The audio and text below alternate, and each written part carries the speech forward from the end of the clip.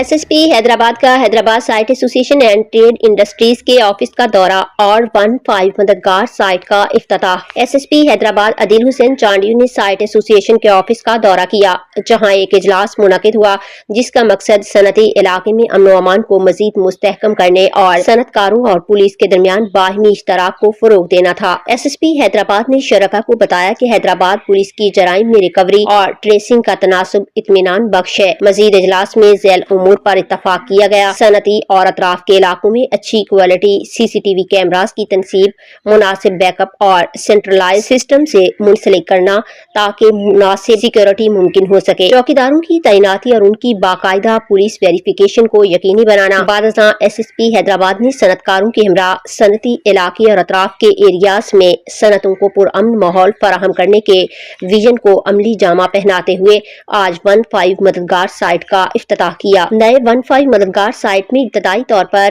18 جوان اور 4 موٹر سائیکلوں سے شروعات کی گئی ہے، جس کے قیام سے صنعتی اور آس پاس کے علاقوں میں امن و امان میں مزید بہتری آئے گی۔ چیئرمین سائٹ ایسوسی ایشن زبیر گھانگرہ اور وائس چیئرمین عامر شاہ دیگر نے SSP حیدرآباد کا شکریہ ادا کیا اور مستقبل میں بھی حیدرآباد پولیس کے مکمل تعاون کا اعادہ کیا۔